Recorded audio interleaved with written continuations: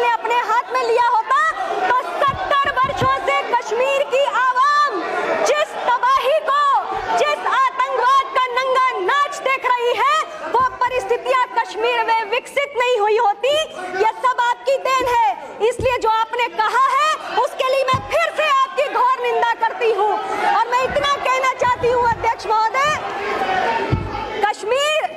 कश्मीर भारत का अभिन्न अंग है। ये बात दोहराते दोहराते 70 साल हो गए, लेकिन फिर भी कोई तो कारण है कि कश्मीर की आवाम आज भी देश की तमाम आवाम से जुड़ नहीं पाई है, और इसका कारण है अनुच्छेद 370। अध्यक्ष जी, हम छोटे दल हैं, हमारा नंबर जरा बाद में आता है, लेकिन बड़ी पार्टियों को हमारा इस तरीके से समय खाने का अधिकार नहीं। मेरा आपसे आग्रह है, आप मेरा समय ना खाइए। नहीं, आप पहले ही एक्स्ट्रा टाइम ले चुके हैं।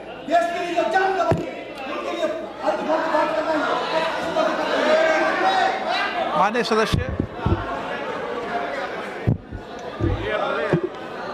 माननीय अध्यक्ष जी, माननीय गृह मंत्री जी ने अनुच्छेद 370 को खत्म करने का जो संकल्प प्रस्तुत किया है, और साथ में जो दो महत्वपूर्ण विधेयक लेकर आए हैं, जम्मू और कश्मीर राज्य पुनर्गठन विधेयक और जम्मू और कश्मीर राज्य आरक्षण विधेयक 2019, उसके समर्थन में मैं अपनी बात रखने के लिए खड़ी हुई हूं। लेकिन संकल्प और विधेयक से आने से पहले मैं ये कहना चाहती हूं कि आज सरदार वल्लभ भाई पटेल की आत्मा को इस सदन में बहुत दुख पहुंचाया गया है, क्योंकि कांग्रेस पार्टी के नेता श्री मनीष तिवारी जी ने जिस शर्मनाक तरीके से जूनागढ़ और हैदराबाद की रियासतों के भारत के विलय के श्रेय को सरदार वल्लभ भाई पटेल से छीनने का प्रयास किया है, मैं अपनी पार्टी, अपना दल की ओर से उसकी घोर निंदा करती हूं। और मैं ये देख रही हूं कि सरदार पटेल की शख्सियत को कमतर करने का, उनके योगदान को कम करके दिखाने का कोई भी अवसर आप छोड़ना नहीं चाहते हैं। मुझे समझ में आता है कि सरदार पटेल जी को मरने के बाद भी 40 साल क्यों लगे भारत रत्न मिलने में, और जिस व्यक्ति ने हमें अखंड राष्ट्र की सौगात दी है, जिनकी वजह से इस अखंड देश के अंदर हम सांस ले रहे हैं, उनको मरने के बाद उनकी समाधि के लिए, उनके स्मारक के लिए देश की राजधानी में 1 इंच जमीन भी नहीं मिली है। क्यों नहीं मिली आज मैं समझ रही हूं, लेकिन मैं इतना ही कहना चाहती हूं अध्यक्ष जी कि सरदार वल्लभ भाई पटेल के इस देश के प्रति त्याग, समर्पण और उनके बलिदान को किसी के सर्टिफिकेट की जरूरत नहीं है। और अगर जूनागढ़ और हैदराबाद इस देश का हिस्सा बना है तो ये सिर्फ और सिर्फ शुद्ध रूप से सरदार वल्लभ भाई पटेल की देन है। और अगर कश्मीर को भी सरदार वल्लभ भाई पटेल ने अपने हाथों में लिया होता, I know it, I am not yielding to you, I am not yielding to you, please don't waste my time, I am not yielding sir। Kashmir को अगर सरदार वल्लभ भाई पटेल ने अपने हाथों में लिया होता, I am not yielding to you, I am not yielding to you। Kashmir को अगर सरदार वल्लभ भाई पटेल ने अपने हाथ में लिया होता तो 70 वर्षों से कश्मीर की आवाम जिस तबाही को, जिस आतंकवाद का नंगा नाच देख रही है, वो परिस्थितियां कश्मीर में विकसित नहीं हुई होती। ये सब आपकी देन है।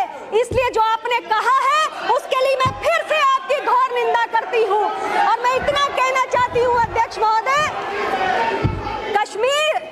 कश्मीर भारत का अभिन्न अंग है। ये बात दोहराते दोहराते 70 साल हो गए, लेकिन फिर भी कोई तो कारण है कि कश्मीर की आवाम आज भी देश की तमाम आवाम से जुड़ नहीं पाई है, और इसका कारण है अनुच्छेद 370, जिसने 2 झंडे, 2 निशान, 2 संविधान की व्यवस्था, दोहरी नागरिकता के चलते कश्मीर को परोक्ष रूप से भारत से जुदा करके, अलग थलग करके रखा हुआ है।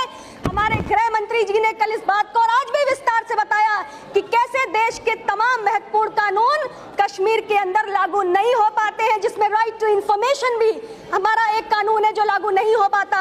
और राइट टू एजुकेशन को तो माननीय गृह मंत्री जी ने आज सदन में बताया कि वहां के चुनिंदा राजनीतिक परिवारों की इच्छा नहीं है कि कश्मीर के छोटे छोटे बच्चों को शिक्षा मिले, इसलिए वो कानून वहां पर लागू नहीं हो पाता है। और अनुसूचित जाति, जनजाति के और पिछड़े वर्ग के जो लोग हैं, उनको भी राजनीतिक रूप से आरक्षण का लाभ नहीं मिल पा रहा है। यहाँ तक कि 73वां और 74वां जो संविधान का संशोधन था वो व्यवस्था भी लागू होने में बहुत लंबा समय लगा है। ये 35A है जिसके कारण अगर भारत के किसी अन्य राज्य में रहने वाला नागरिक कश्मीर में संपत्ति बनाना चाहे तो उसको कोई अधिकार नहीं है। और कश्मीर की बेटी अगर भारत के किसी अन्य राज्य में रहने वाले व्यक्ति से विवाह कर लेती है तो जिस मिट्टी में वो जन्मी है, पली है, बड़ी है, उसे वही के लिए अछूत मान लिया जाता है, उसकी नागरिकता को खत्म कर दिया जाता है। आखिर कौन सी ऐसी मजबूरी है कि भारत की आजादी के 70 वर्षों बाद भी जिस व्यवस्था को हमने एक टेम्पररी, एक अस्थायी व्यवस्था के रूप में। अध्यक्ष महोदय, मैं सिर्फ इतना ही कहना चाहती हूं कि आज कश्मीर की आवाम को खुशहाली के रास्ते पर ले जाने का निर्णय हमारी सरकार ने किया है और राष्ट्र हित में जब हम कोई बड़े निर्णय करने चाहते हैं तो हमें दृढ़ इच्छा शक्ति की आवश्यकता होती है।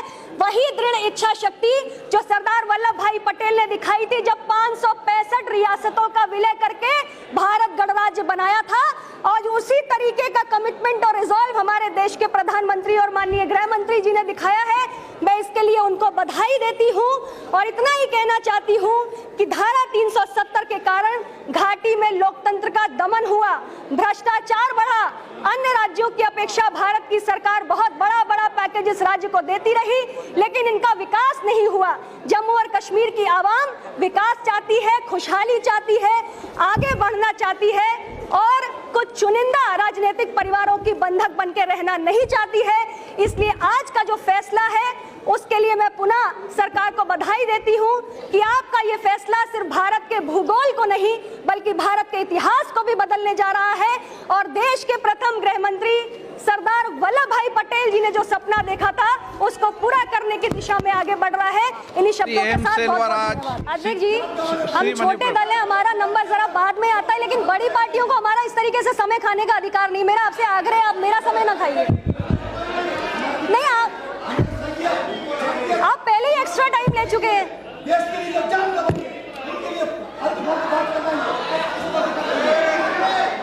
माननीय सदस्य, माननीय अध्यक्ष जी, माननीय गृह मंत्री जी ने अनुच्छेद 370 को खत्म करने का जो संकल्प प्रस्तुत किया है और साथ में जो दो महत्वपूर्ण विधेयक लेकर आए हैं, जम्मू और कश्मीर राज्य पुनर्गठन विधेयक और जम्मू और कश्मीर राज्य आरक्षण विधेयक 2019, उसके समर्थन में मैं अपनी बात रखने के लिए खड़ी हुई हूं। लेकिन संकल्प और विधेयक से आने से पहले मैं ये कहना चाहती हूं कि आज सरदार वल्लभ भाई पटेल की आत्मा को इस सदन में बहुत दुख पहुंचाया गया है, क्योंकि कांग्रेस पार्टी के नेता श्री मनीष तिवारी जी ने जिस शर्मनाक तरीके से जूनागढ़ और हैदराबाद की रियासतों के भारत के विलय के श्रेय को सरदार वल्लभ भाई पटेल से छीनने का प्रयास किया है, मैं अपनी पार्टी, अपना दल की ओर से उसकी घोर निंदा करती हूं। और मैं ये देख रही हूं कि सरदार पटेल की शख्सियत को कमतर करने का, उनके योगदान को कम करके दिखाने का कोई भी अवसर आप छोड़ना नहीं चाहते हैं। मुझे समझ में आता है कि सरदार पटेल जी को मरने के बाद भी 40 साल क्यों लगे भारत रत्न मिलने में, और जिस व्यक्ति ने हमें अखंड राष्ट्र की सौगात दी है, जिनकी वजह से इस अखंड देश के अंदर हम सांस ले रहे हैं, उनको मरने के बाद उनकी समाधि के लिए, उनके स्मारक के लिए देश की राजधानी में 1 इंच जमीन भी नहीं मिली है। क्यों नहीं मिली आज मैं समझ रही हूं, लेकिन मैं इतना ही कहना चाहती हूं अध्यक्ष जी कि सरदार वल्लभ भाई पटेल के इस देश के प्रति त्याग, समर्पण और उनके बलिदान को किसी के सर्टिफिकेट की जरूरत नहीं है। और अगर जूनागढ़ और हैदराबाद इस देश का हिस्सा बना है तो ये सिर्फ और सिर्फ शुद्ध रूप से सरदार वल्लभ भाई पटेल की देन है। और अगर कश्मीर को भी सरदार वल्लभ भाई पटेल ने अपने हाथों में लिया होता, I know it, I am not yielding to you, I am not yielding to you, please don't waste my time, I am not yielding sir। Kashmir को अगर सरदार वल्लभ भाई पटेल ने अपने हाथों में लिया होता, I am not yielding to you, I am not yielding to you। Kashmir को अगर सरदार वल्लभ भाई पटेल ने अपने हाथ में लिया होता तो 70 वर्षों से कश्मीर की आवाम जिस तबाही को, जिस आतंकवाद का नंगा नाच देख रही है, विकसित नहीं हुई होती। ये सब आपकी देन है, इसलिए जो आपने कहा है उसके लिए मैं फिर से आपकी घोर निंदा करती हूँ। और मैं इतना कहना चाहती हूँ अध्यक्ष महोदय, कश्मीर भारत का अभिन्न अंग है। ये बात दोहराते दोहराते 70 साल हो गए, लेकिन फिर भी कोई तो कारण है कि कश्मीर की आवाम आज भी देश की तमाम आवाम से जुड़ नहीं पाई है। और इसका कारण है अनुच्छेद 370, जिसने 2 झंडे, 2 निशान, 2 संविधान की व्यवस्था, दोहरी नागरिकता के चलते कश्मीर को परोक्ष रूप से भारत से जुदा करके, अलग थलग करके रखा हुआ है।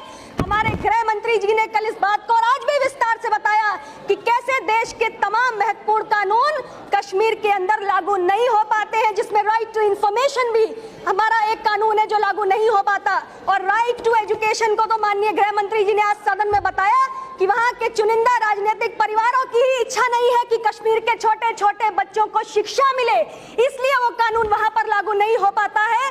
और अनुसूचित जाति, जनजाति के और पिछड़े वर्ग के जो लोग हैं उनको भी राजनीतिक रूप से आरक्षण का लाभ नहीं मिल पा रहा है। यहाँ तक कि 73वां और 74वां जो संविधान का संशोधन था, वो व्यवस्था भी लागू होने में बहुत लंबा समय लगा है।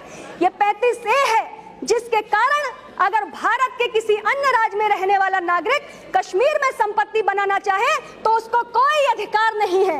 और कश्मीर की बेटी अगर भारत के किसी अन्य राज्य में रहने वाले व्यक्ति से विवाह कर लेती है तो जिस मिट्टी में वो जन्मी है, पली है, बड़ी है, उसे वही के लिए अछूत मान लिया जाता है, उसकी नागरिकता को खत्म कर दिया जाता है।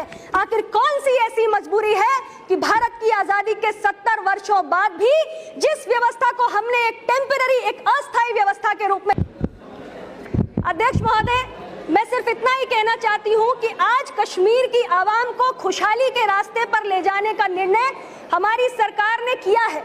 और राष्ट्रहित में जब हम कोई बड़े निर्णय करने चाहते हैं तो हमें दृढ़ इच्छा शक्ति की आवश्यकता होती है। वही दृढ़ इच्छा शक्ति जो सरदार वल्लभ भाई पटेल ने दिखाई थी जब 565 रियासतों का विलय करके भारत गणराज्य बनाया था, और उसी तरीके का कमिटमेंट और रिजॉल्व हमारे देश के प्रधानमंत्री और माननीय गृह मंत्री जी ने दिखाया है।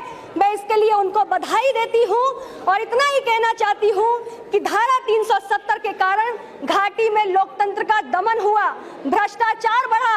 अन्य राज्यों की अपेक्षा भारत की सरकार बहुत बड़ा पैकेज इस राज्य को देती रही, लेकिन इनका विकास नहीं हुआ। जम्मू और कश्मीर की आवाम विकास चाहती है, खुशहाली चाहती है, आगे बढ़ना चाहती है और कुछ चुनिंदा राजनीतिक परिवारों की बंधक बनके रहना नहीं चाहती है। इसलिए आज का जो फैसला है उसके लिए मैं पुनः सरकार को बधाई देती हूं कि आपका ये फैसला सिर्फ भारत के भूगोल को नहीं बल्कि भारत के इतिहास को भी बदलने जा रहा है। और देश के प्रथम गृह मंत्री सरदार वल्लभ भाई पटेल जी ने जो सपना देखा था उसको पूरा करने की दिशा में आगे बढ़ रहा है। इन्हीं शब्दों के साथ बहुत-बहुत धन्यवाद।